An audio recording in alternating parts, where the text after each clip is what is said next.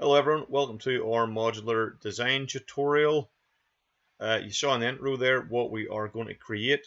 If we go over to 3D Studio Max, you will see that I have a little pre-prepared version of all these tiles. We're going to create these one by one to create our basic modular kit. Now this is used for making levels in something you might have played like XCOM, Diablo, or one of those endless runner type games you might have played on mobile. It's very handy for that.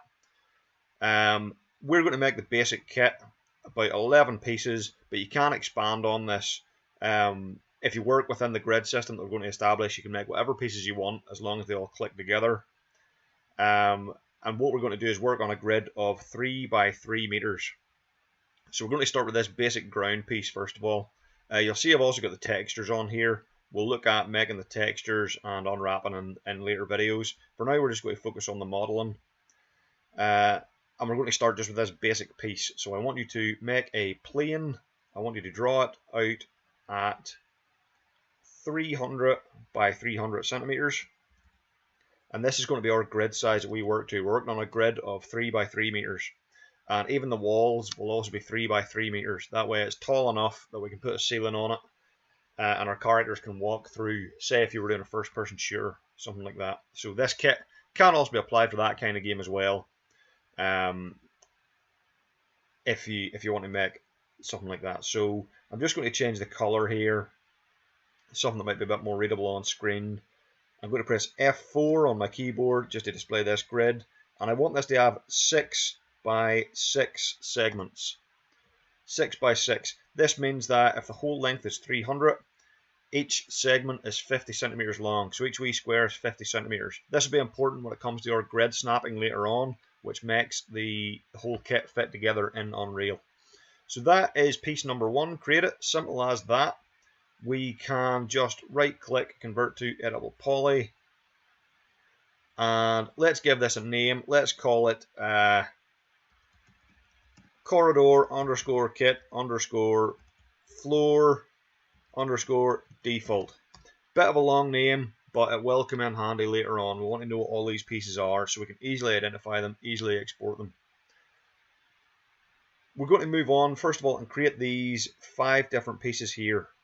Now these are basically a straight corridor piece, a corner piece, crossroad, T-junction, and we've got this little end piece here, which, whoops, if I just focus on that, I've actually just tapered down, so it's a little bit of a ramp. Just something that we can, if we want to have these walkways, just something to end those walkways. Now, you don't necessarily need these pieces. You can make the simplest modular kit literally just with this ground plane and just put walls around it. It will work fine. But if we want to do something a bit more decorative, a bit more elaborate, we need to think in terms of these pieces, these shapes, the corner, the crossroads, etc. So that's what we're going to do. We're going to make just a super simple version of them. Just a little raised walkway in the middle. Now you can imagine you might have pipes or vents or all kinds of stuff going along with this to decorate it, make it look more unique. But we're just going to make a very, very simple one just to get the concepts. So what we're going to do is duplicate this first piece.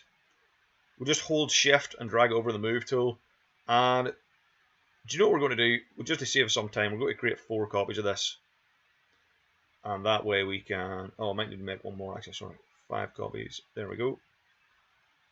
And we'll just take each of these and rename it in turn, corridor, kit, floor, and we'll call this straight. And all we are going to do is go to our polygon mode, and if I just zoom in here, we're just going to select these, we're just going to select these polys down the middle. And we're going to extrude, click the little settings button here, not extrude itself. And we're just going to add a little 10 centimeter extrude, just the basic value. That's all I need. That's that piece done. We're not going complicated on these at all. It's just to get the principles down. Second piece, we've got our little corner piece here. We're going to select. We're going to go to our polygon mode, shortcut key 4 on the keyboard as well. We're going to select these pieces and these pieces, and it's important we select them all at once and extrude them all at once, so make sure you have those selected. Just select a group of them, then hold control and you can click and add to that selection if you don't know that little shortcut key. We're going to click extrude again, settings of 10 centimeters, and there we go. Piece number 2 done. Crossroads, same thing again. We'll go to top level just to get off our last piece. We will go select this one, polygon mode, drag and select all of these, hold control, drag and select these, still holding control, drag and select these. Let's now extrude. There we go, piece done. Let me just check I'm on the right screen here. Yes, we are. Go back to top level. Now we want to do this T-junction shape. Again, or polygon mode. Select here, control click, 1, 2, 3, 4. Whoops, now be careful, you might have noticed there, when we have the move tool selected, I just accidentally clicked and dragged very slightly. Now this is something that you want to be very, very careful of. It can happen very easy, it can be hard to spot as well, if it's only a slight movement. But it will knock off your grid. It would mean when we put these pieces together, we would have like little gaps at the end. The pieces won't fit together quite correctly. So just be very, very careful of that. I just caught myself doing it. One thing we can do if we want to make sure we really avoid that is instead of being on the move tool all the time, we can be on the select object tool. And that'll just mean we're not on the move gizmo here. So we can select at our heart's content, and if we click and drag, nothing's going to happen. It's good practice to get into, but saves a little time. I usually end up just on the move tool, but that's just something to be aware of. That can happen when you select. You can move things very slightly. Just keep an eye on it. Just be diligent. If you spot it, make sure you hit Control Z to undo. So there we go. We select this T shape. We're going to extrude. Hit OK. Piece done. And finally, we've got our little ramp piece here. We are going to, first of all, go top level. Just right click, choose top level. So we're not in sub-object mode for these previous ones. We're going to go polygon mode for our current selection. And I just want to select these polys. And that one there. I want to extrude these. 10 centimeters is all we need. Of course, you can do it more than that. You can elaborate on this design if you want. And now what I'm going to do, I'm just going to turn it into a little ramp. I'm going to select some of these edges here. I see my move tool done that again, just a very slight movement. If I hit Control Z, just the slightest movement. Just be very, very careful. We're just going to move that one down, and then we'll select this edge. Down lower again. Now, I'm not going to merge it. I'm going to maintain this as a 4-sided. The collider won't cause us any problems in Unreal in terms of like walking over this little ridge run. That'll be totally fine, but it'll just save me of having triangles here in the edge and merging these together. So there we go. That's that ramp piece, and I'll go to my top level, and that is my floor pieces. Whoops, that is my floor pieces done. I am happy with that. Let's move on to these wall sections now. Now we've got a couple of different wall sections here. We've got 2 flat sections. These are single poly thick, and if we look on the back side, you'll see they are black. These are designed to be the exteriors of your level, sort of the outer edges, the outer walls. Then we have these more 3D walls. This chunk here would be an interior wall. So if you had a level, say a large room, and you wanted a wall going down the middle of it, we could put something like this in. It's got the geometry on both sides. It's got the thickness. We can add that. We also have this archway door, and it has to be thick as well because we can go through one way and then we can turn on our heel and come back the other way. We need both sides of that geometry. And then we have this little pillar, which will, as well as acting as a decorative element, it will help us to, let me just show you what will happen with that actually. If we rotate this by 90 degrees, whoops, it does not want me to go to my snaps toggle. There we go, 90 degrees. If we just move this alongside this piece here, you'll see we get this little, it doesn't quite continue all the way around the way you would expect. So we could in fact model a custom corner piece with both these sides, but rather than do that, I'm going to make this separate little pillar object, which we can just, oh, my mouse is going crazy here. We can place it on a corner like this, and that will hide that blend. And it also provides us an extra decorative element for our level. Now, as always, we can create hundreds of different pieces for this kit. We can have 5 different types of pillars, 10 different types of walls, whatever. But this one is just a simple, wee, elegant solution. If we have this one wall shape and we have this pillar, it will help hide that corner. So let's make these pieces. We'll start with our simple wall here. And all I'm going to do, I'm going to take my default floor that I had. Oh, do you know what? One thing I forgot to do for the rest of these pieces, I forgot to rename them. Take 2 seconds and rename these. So floor, corner.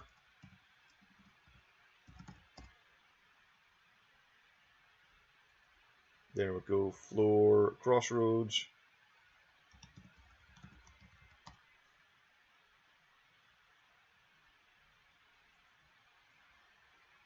T_junction.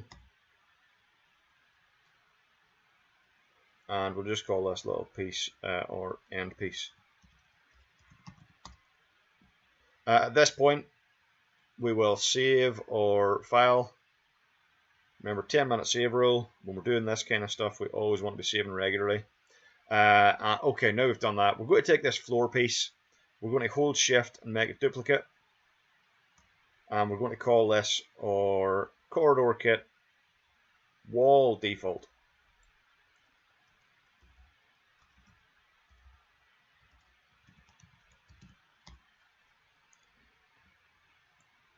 Now, whereas all these other floor pieces, we've left our pivot point right in the center, and that is handy. It will allow us just to rotate these as needed very easily. With our wall pieces, we want to have the pivot point down at the bottom, as you can see here. So all these pieces have their pivot point down in the bottom. So we need to change that.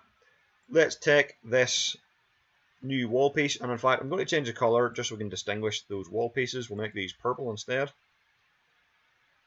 We're going to go to our hierarchy tab, and we're going to go effect pivot only, and this way we can now move the pivot around our object.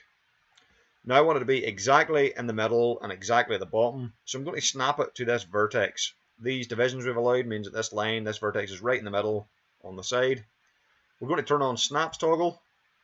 We're going to right click on that, and we're going to make sure that vertex is enabled. Now by default it'll probably just say grid points, but we can deactivate grid points. Make sure vertex is enabled.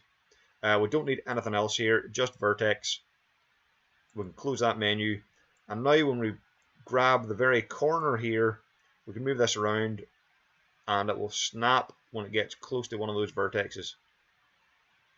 So if I just zoom in, we can make sure that snaps right to that vertex. There we go, that is our pivot fixed. We will deactivate pivot mode. We're going to take our rotate tool. We're also going to uncheck snaps toggle. We don't normally need snaps toggle. It's very context. It's only useful in certain contexts. We don't want to use it 99% of the time. But we are going to leave our angle snaps toggle on. This one will allow us to rotate in 5-degree increments. So you can see we can very clearly turn this 90 degrees. Just look at the numbers there that appear above. We turn it 90 degrees. Now we have a vertical wall with a pivot point right at the bottom. So this is my default wall. What I'm going to do is get my move tool. I'm just going to make a wee duplicate of that and move it out of the way here. And this one, wall default, I am going to go back to my modify tab, I'm going to go to polygon mode, and just very simple design for this, just to give it a little bit of something. I'm just selecting this row, and I'm just going to extrude by 10 centimeters. That's all I'm doing, just so it's not a plain tile wall, just so it has a little bit of something. For my next piece, which has this little, it's not quite a window, more like a little access hatch, I am going to take that piece, go back to top level, hold shift and move it along, and we'll call this one corridor kit wall window or panel or whatever you want to call it. Select our polygon mode, and we're just going to select these polys in the middle here, and we're going to extrude these, but instead of putting them 10 in the forward direction, we're going to set this 10 in the backwards direct, sorry, 20 in the backwards direction. So we'll type this as -20, and there you see we get a little 20 centimeter inset. Just hit the tick. There we go.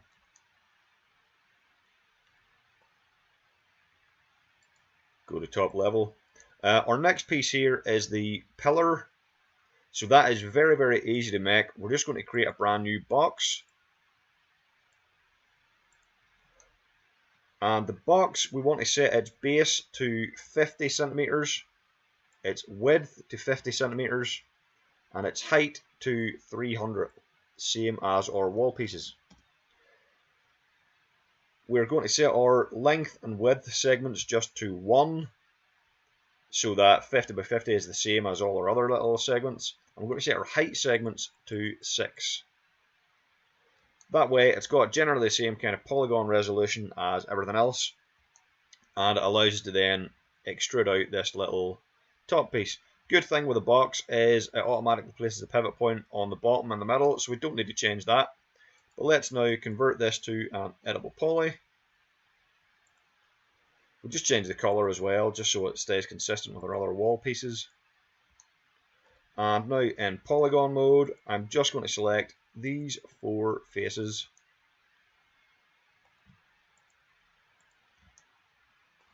And I'm going to extrude, you've guessed it, by 10 centimeters. But we just want to be careful on the extrusion mode. You'll see that on this shape, it wants to extrude it by group, so all in one direction together. We want to actually change this to local normal, and that will make it come out evenly in each direction as we want. And of course we want to set that back down to 10 centimeters. So that's the effect we want. We just need to make sure we change this setting here from group to local normal and hit the tick, and there we go. That is our little pillar done. So because we started that fresh, we just need to give it a name. Let me see, what was our naming convention? Corridor kit pillar.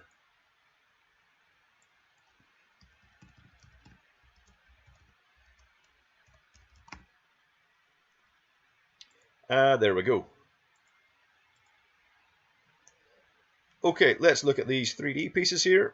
So these are easy enough to replicate. What we're going to do is take our little default that we made a duplicate of here that has not got any detail on it.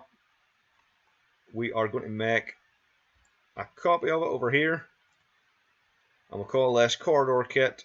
We'll call this an archway. And what we are going to do is add a shell modifier. So a shell modifier will take this from being a flat polygonal surface into a 3D object. We can just play with the mount to see what's happening there, how the shell works. And we want to give this an outer amount of 10. And we also want to give it an inner amount of 10. If we look at the pivot on the bottom here, it's in the location of that original polygon flat plane surface. The outer amount of 10 has pushed out this way, but the pivot stays where it is. I want my wall to be 20 centimeters thick, and I want my pivot to be in the middle. So we're going to put an inner amount of 10 and an outer amount of 10. That gives me a 20 centimeter thick wall with the pivot in the middle. There we go.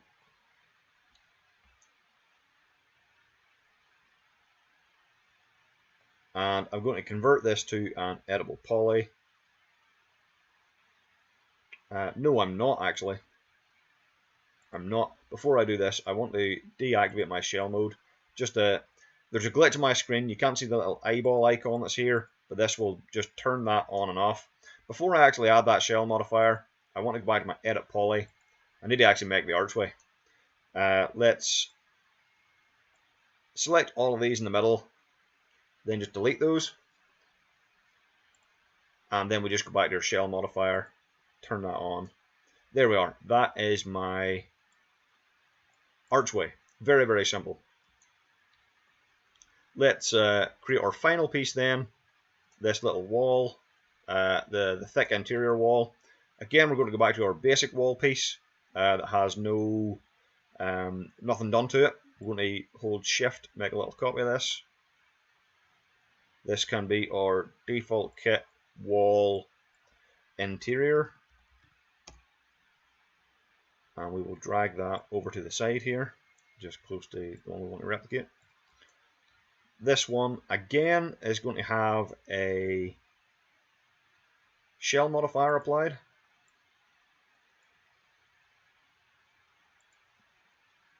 And it will maintain the same settings as our previous one, so 10 inner, 10 outer. Perfect, that's exactly what we need. And what we'll do is we'll add these little ridges here so they match in with our other walls and our pillar. And to do that, we're going to just right click, convert to editable poly. That way it'll collapse that shell modifier into the main shape, and we can go back to editing our sub-objects. So we're going to go polygon mode, we're going to select the front here. We're going to extrude by 10 centimeters. I'm going to take the back. Oh, and my piece just moved there. You might have seen that if I just Control Z. So again, just be very careful if you're still on that move tool. And we're going to extrude by 10 centimeters. Now what I'm not going to do is I'm not going to select and extrude these edges. I'm going to leave those as they are. Just to keep the geometry simple. So we've extruded those. We've now got all our pieces made. Let me just check everything is in order. Yes, we have everything. This little default wall piece, we don't need it. We're not actually going to export this one. We can maybe just leave it over to the side. If you wanted to create some other wall pieces, just leave it there. But it's not part of our main kit that we're actually going to export out. There's my 11 pieces.